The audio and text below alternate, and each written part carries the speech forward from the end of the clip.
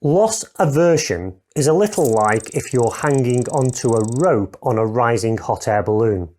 You're presented with a difficult decision. Let go before it's too late, or hang on and keep getting higher, posing the question, how long can you keep a grip on the rope? You see, if you let go early on, you'll only hurt yourself a little and you'll soon recover. But if you choose to hold on in the hope that the balloon will eventually begin to fall, you risk not being able to hang on for long enough and falling a huge distance to the ground. And so it is with trading. Can you take those small losses without any emotion getting in the way? Or is that something that you struggle with?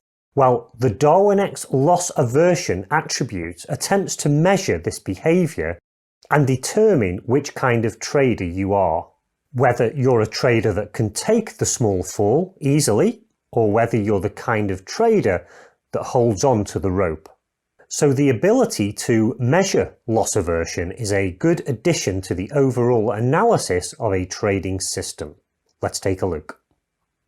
So once again, let's start with a strategy that performs well for the loss aversion investable attribute. And this one scores 9.6 out of 10. So by clicking on this icon, we'll take you directly to the loss aversion information. Now, the way that the underlying algorithm works for this attribute is that it analyzes whether a trading strategy exhibits symmetric behavior between winning positions and losing positions. In essence, it determines whether a trader is more inclined to prefer to avoid a monetary loss than they are to bank an equivalent gain. So let me explain how this chart works. Each position here results in both a green bar and a red bar. The red bar indicates the time that the position was losing, and the green bar the time that it was in profit. So there will be a small number of bars here where they might only have a green bar, and that's when the trade went into profit immediately as soon as the position was opened and was never in loss, and vice versa for those positions that just have a red bar. And so thinking about this, it means that the maximum extent of any red bar coincides with the maximum negative excursion, and the top of each green bar represents the maximum favourable excursion. Now, for those of you with good eyesight, you'll also see that there is a horizontal black bar on each of these bars, either the red or the green, and this indicates where the position closed out. So if the black bar is on the green, it means the position closed for a profit, and if the black bar is on the red, it means it closed for a loss. Now, remember what this investable attribute is setting out to achieve. It's whether the trader behind a strategy struggles to take small losses, which can then lead, of course, to larger losses. Alternatively, it shows whether a trader is willing to let winning trades run rather than cutting them short. And what you can see with this particular strategy is that the trader is much more willing to let those profits run than they are to let losses get too large. And that's the reason this strategy scores so well for this investable attribute. Let's now look at another strategy that doesn't perform so well.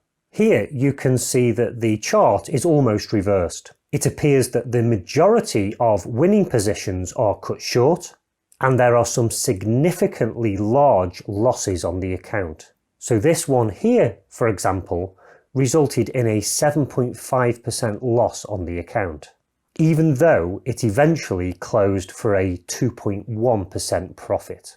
Now, by default, this investable attribute is scored over just 3 D periods rather than 10.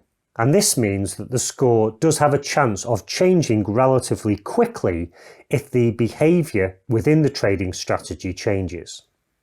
So far, we've been through 10 of the 12 investable attributes, which are all, of course, produced in order to give investors the information they need to make decisions about where they'll place their investor capital.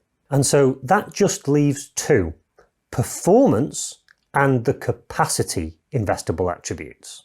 And both of these give excellent information around the investability of a trading strategy. If you can't wait for next time to see those, then of course you can look at the Darwinex platform for yourself, and by clicking on the link that you can see highlighted now, will take you directly to the platform where you can look at all of the existing strategies on there. And if you're a trader yourself, you can sign up free of charge for a Darwinex account by clicking on the blue sign up button when you get to the web page. What's more, you can link your own trading account from another broker into the platform to get this sort of diagnostic information for yourself. That's all we've got time for this time. Please do remember to tune in next time, and until then, trade safe.